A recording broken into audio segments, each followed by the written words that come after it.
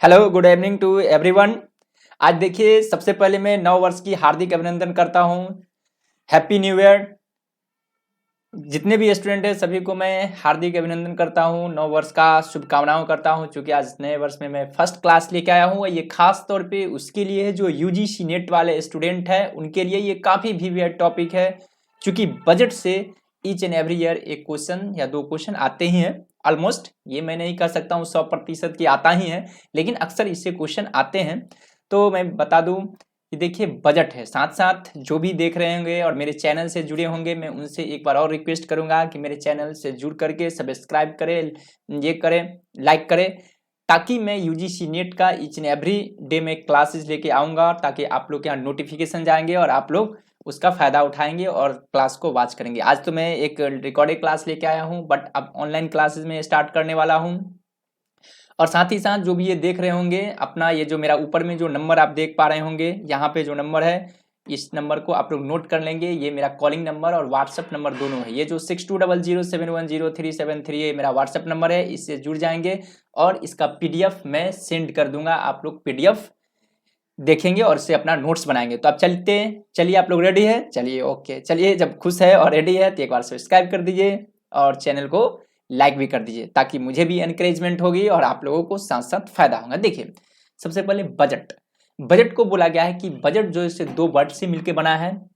दो कौन, एक फ्रेंच वर्ड है बजट, जो एक फ्रेंच वर्ड से लिया गया है, ठीक है, जिसका मतलब होता है स्मॉल लेदर बैग। कहता है बजट इज ए डिटेल, कहता है बजट जो डिटेल है इकोनॉमिक का, इनकम और एक्सपेंडिचर जो गवर्नमेंट के होती हो। मैं एक बार आता हूं इसके और जो पीडीएफ में है मैं उसको एक बार रीड करता हूं। कहता है देखिए, the word budget is said to have its origin from the French word budget, which means a small leather bag.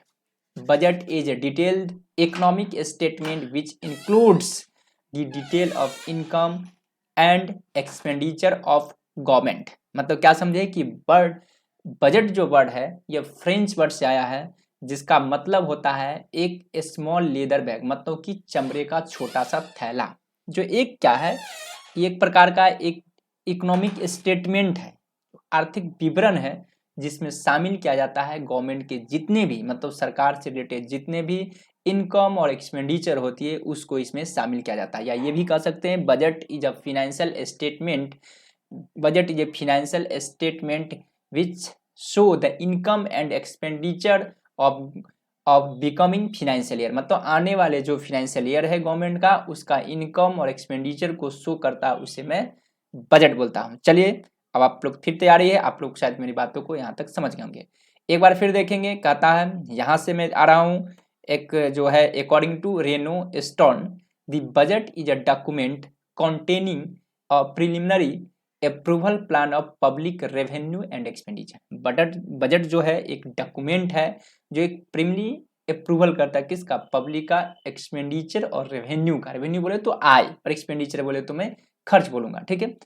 यहाँ तक समझ गए होंगे। अब आते हैं ऑब्जेक्टिव ऑफ बजट। अब देखिए बजट बनाने का कुछ ना कुछ ऑब्जेक्टिव ही होता है, ठीक है। कोई भी चीज करने का एक ऑब्जेक्टिव होता है, इन द सेम में बजट का भी एक्सपेंडिचर। तो मोटे तौर पे हम लोग एक चर्चा कर रहे हैं, डिस्कशन, बजट का क्या क्या फायदा हो सकता है और इसका ऑब्जेक्टिव क्या क्या, ऑब्जेक्टिव ऑफ द बजट। तो जैसा कि आप जानते हैं, कहता है budget is not only annual statistical statement of government revenues and expenditure, but it also reflect government policies and a set of objective which the government has to fulfil through budget. कहता है budget जो है एक annual statical statement नहीं है government का only, सिर्फ revenue और एक्सपेंडिचर का। ये क्या है, इस also reflect government policies, government का जो पॉलिसीज होती है या गवर्नमेंट ने जो अपना ऑब्जेक्टिव का उन्होंने जो सेट किया है, ठीक ना, उसको फुलफिल करती है बजट में, ठीक ना। तो क्या क्या हो सकती है खुद सोचिए। बजट के थ्रू एम्प्लॉयमेंट की जनरेशन होती है, अपने इकोनॉमिकल को स्टेबल रखा जाता है, कोई पब्लिक को ये मैनेजमेंट, पब्लिक इंटरप्राइज को मैनेज करती है, कोई एम्प्लॉयमेंट का क्रिएशन करती है या जनरेशन करती है, या इनकम और एक्सपेंडिचर को डिस्ट्रीब्यूशन की जाती है, या बैलेंस रीजनल डेवलपमेंट या एनकरेजमेंट ऑफ इकोनॉमिक डेवलपमेंट, या इकोनॉमिक डेवलपमेंट को एनकरेजमेंट करती है। तो अब देखता हूं मैं पीडीएफ में आता हूं, इसमें क्या कहता है, ठीक है। एकदम अच्छे से समझेंगे, एकदम इजी वे से, कोई ज़्यादा हम लोग को जल्दीबाजी नहीं होनी चाहिए, क्योंकि हम लोग यूजीसी नेट का एग्जामिनेशन देने वाले हैं। और मैं बताता हूँ 2015 दिसंबर में मैंने यूजीसी नेट जो मैंने क्वालिफाइड किया था, जीआरएफ मैंने क्वालिफाइड किया, तो उस समय ये क्वेश्चन आया हुआ था, ऑब्जेक्टिव ऑफ बजट से क्वेश्चन देखेंगे, दिसंबर 2015 का क्वेश्चन बैंक में जाएंगे तो इससे क्वेश्चन आया हुआ था। तो हमने हमारे समय ये इकोनॉमिक स्टेबल जो था ये ऑप्शन दिया था, मैंने इसको टिक आउट किया था। और आप लोग भी देखेंगे इस चीज को, अक्सर बजट से यही क्वेश्चन आता है, ऑब्जेक्टिव बजट कई बार देखेंगे, रिपीटेशन होंगे क्वेश्चन। देखिए कहता है ऑब्जेक्टिव में, कहता है एनकरेजमेंट ऑफ इकोनॉमिक डेवलपमेंट। देखिए आ गया, इकोनॉमिक डेवलपमेंट को एनकरेजमेंट करती है, मतलब कि उसको विकास करती है, डेवलप करती है, एक्सपेंशन करती है, ग्रोथ करती है। Balance regional development, regional development को एक बैलेंस करता है, मतलब आप ये समझिए बैलेंस रीजनल डेवलपमेंट, जो भी हमारा जो धार्मिक है, जो हमारे ऊंच नीच है, उसको बैलेंस करती है, जिसकी चूंकि होती है हमारे समाज में, ताकि अस्पृश्यता ना हो, किसी प्रकार डिस्पैरिटीज ना हो, मतलब किसी को साथ ज़्यादा मतलब पैसे चला गया, धन का डिस्ट्रीब्यूशन हो गया, किसी के पास कम पैसे होती है, कोई अमीर है कोई गरीब है, मतलब ये डिस्टेंस कम हो, इसके लिए बैलेंस रीजनल डेवलपमेंट बोला गया। नेक्स्ट में ये कहता है redistribution of income and properties, मतलब बजट का ये भी ऑब्जेक्टिव है कि इनकम और एक्सपेंडिचर होता है उसको रीडिस्ट्रीब्यूशन करता है। जैसे कि मैं बता दूं, गवर्नमेंट क्या करती है, हम लोगों से इनकम टैक्स लेती है, मतलब हम लोग ज़्यादा अर्निंग करते हैं तो उस पर गवर्नमेंट ने टैक्सेशन जारी करती है, और वो टैक्सेशन को क्या करती है, उसको गरीबों में डिस्ट्रीब्यूशन कर देती है, या कोई पब्लिक प्रॉपर्टीज बनाती है, या बहुत सारे ऐसे ऐसे ये गवर्नमेंट का प्लान होती है, या गवर्नमेंट का योजना होती है, उस पर एक्सपेंडिचर करती है, ठीक है, या इंफ्रास्ट्रक्चर डेवलपमेंट में एक्सपेंडिचर करती है। उसके बाद कहते हैं इकोनॉमिक स्टेबिलिटीज, मतलब इकोनॉमिक यानी कि आर्थिक स्थिरता करती है, मतलब हमारे महंगाई बरकरार रहे, मतलब महंगाई बढ़े ना, मतलब कि एक इकोनॉमिक बने, मतलब एक स्टेबल रहे, मतलब ये नहीं कि महंगाई काफी हाई हो गई तो भी दिक्कत है, मतलब और कम हो गया वो भी दिक्कत है, इसलिए महंगाई को एकदम इक्वल रखा जाता है, मतलब इन्फ्लेशन को मॉडरेट करके रखा जाता है, उसको लगे इकोनॉमिक स्टेबिलिटीज। चूंकि अगर पैसे को वैल्यू कम गया वो भी दिक्कतें होगी, अगर गुड्स का वैल्यू कम गया वो भी दिक्कतें होगी, इसलिए इकोनॉमिक्स में ये कहा गया, एक अच्छे इकोनॉमिक्स का एक पहचान है, खासियत है कि मेरा क्या है कि वहां पर मनी और गुड्स का बैलेंस को बराबर रखना है, स्टेबल रखना है, ये नहीं कि कभी उसका भाव ज्यादा हो गया कभी उसका कम हो गया, ऐसा कुछ नहीं होनी चाहिए। चलिए आई होप कि आप लोग समझ रहे हैं, आप लोग खुद से समझ रहे होंगे।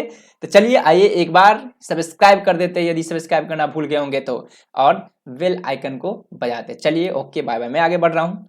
उसके बाद देखिए कहता है क्रिएशन ऑफ एम्प्लॉयमेंट, बजट से क्या होता है, एम्प्लॉयमेंट को क्रिएशन होती है। क्यों होती है, क्योंकि जब बजट बनाती है गवर्नमेंट तो वो सोचती है कि हमारे किस सेक्टर में ज़्यादा एक्सपेंडिचर करनी है, जहाँ पे वीकर सेक्शन उस पर ज़्यादा एक्सपेंडिचर करती है, ताकि क्या होता है फैक्ट्री कम है, फैक्ट्री गवर्नमेंट बनाएगी तो एम्प्लॉयमेंट की जनरेशन होगी। बहुत सारे एजुकेशन में कमी है, एजुकेशन पे एक्सपेंडिचर करेंगे, एजुकेशन में एम्प्लॉयमेंट की जनरेशन होगी, एजुकेशन जैसे हाई होगा एम्प्लॉयमेंट की जनरेशन होगी। प्रोफेशनल कॉलेजेस इंस्टीट्यूशन ओपन करवाएगी तो इससे भी जनरेशन होगी, ठीक है।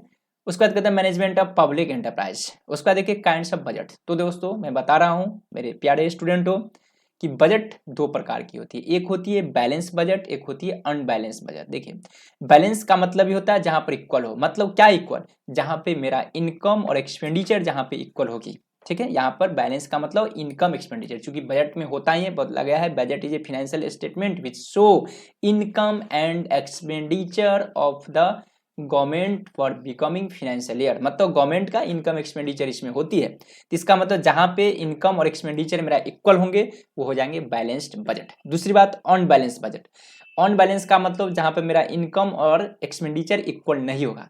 तो बात यहाँ पे उत्पन्न होती है, दो प्रकार की हो सकती है, कभी ऐसा भी हो सकती है कि इनकम भी ज्यादा हो सकती है, कभी इनकम कम हो सकती है, दो बात है। इसका मतलब अनबैलेंस्ड बजट दो प्रकार की होगी। फिर फर्दर इसको टू पार्ट्स में मैं बांटूंगा, कौन कौन, एक होगा सरप्लस बजट और दूसरा होगा डेफिसिट। में आता हूं पीडीएफ में और आप देख करके मैं आपको बता रहा हूं ताकि आप लोग भी श्योर हो जाएंगे।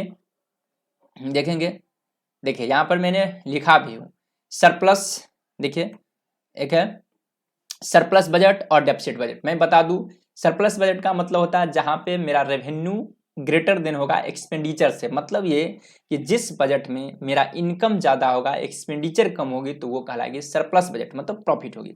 डेफिसिट बजट, डेफिसिट बजट में क्या होगा, मेरा एक्सपेंडिचर कम होगा इनकम ज्यादा होगा। अब देखिए मेरे स्टूडेंट, डियर स्टूडेंट, कितना स्टूडेंट मैसेज भी करता है कि सर सरप्लस बजट इसका मतलब अच्छा हुआ डेफिसिट कम। नहीं, ये कोई जरूरी नहीं है कि आपका सरप्लस बजट अगर हो गवर्नमेंट को फायदा हुआ तो हमारे देश के लिए फायदा होगा, नहीं ऐसा कुछ नहीं। आप कहिए क्यों, सपोज दैट आप 10,000 रुपया अर्निंग करेंगे, पहले अपने आप को समझिए, आप 10,000 अर्निंग करेंगे और आप क्या करेंगे उस महीने में 3,000 ही इन एक्सपेंडिचर करेंगे और जो भी जरूरतों का मेन वो खरीदेंगे ही नहीं तो पैसा बच जाएगा। तो इसका मतलब ये नहीं कि आप बहादुरी काम कर लिए, जैसे आपको खाना खाना चाहिए था 5 रोटी, आपने एक ही रोटी से काम चला लिया, आपको कपड़ा पहनना था कपड़ा पहने ही नहीं, फटा ही पहने रह गए, तो ये बहादुरी नहीं हुई। इसलिए सरप्लस बजट का मतलब ये नहीं कि गवर्नमेंट के लिए फायदा है, ठीक है। मतलब गवर्नमेंट जब काम कम करेगी, इनकम रहेगा बट उसको एक्सपेंडिचर नहीं करेगी, सरप्लस बजट आ जाएगी। डेफिसिट बजट है मतलब कि नुकसान है, तो इसका मतलब ये नहीं कि नुकसान है तो लॉस ही होगा, यहाँ पर फायदा भी हो सकती है और नुकसान भी। फायदा इस सेंस में होगी कि गवर्नमेंट के पास इनकम कम है फिर भी गवर्नमेंट ने ज़्यादा एक्सपेंडिचर कर दिया, ज़्यादा खर्च किया, ज़्यादा इंफ्रास्ट्रक्चर पे डेवलपमेंट किया, इंफ्रास्ट्रक्चर को एक्सपेंशन किया उन्होंने, जो भी मतलब मेरा एक्सपेंडिचर था उस पर उन्होंने खर्च किया।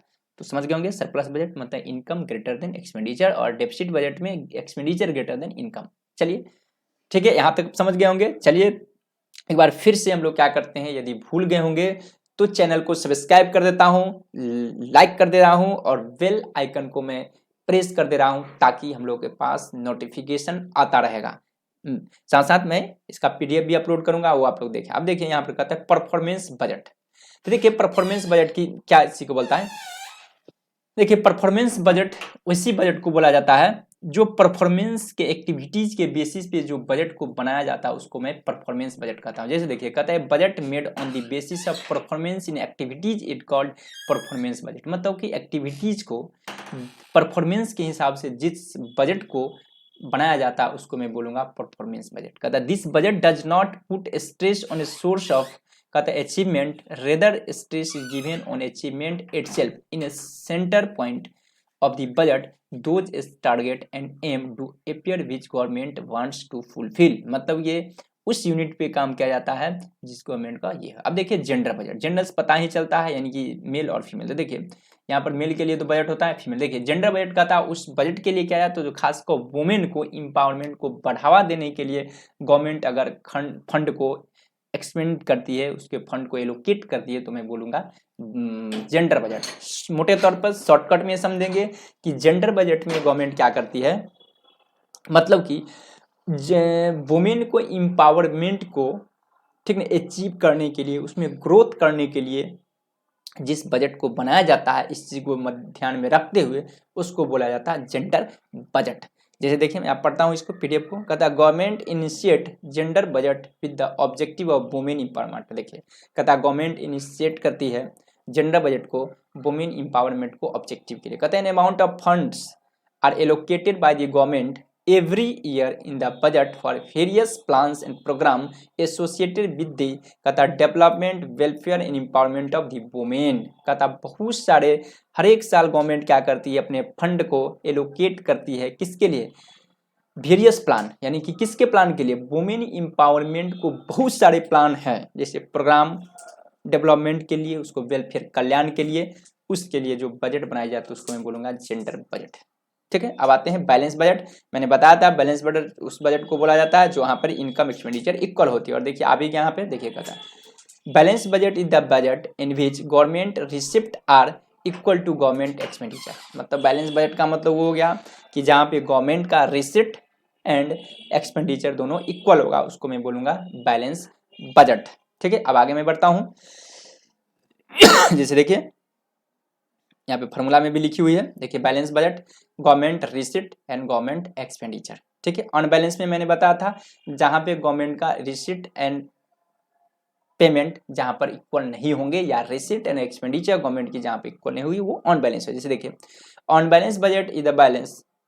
देखिए उसके बाद दो टाइप का भी होता है वो भी मैंने बताया था, देखेंगे मैं यहाँ पे इसको हाईलाइट करता हूँ।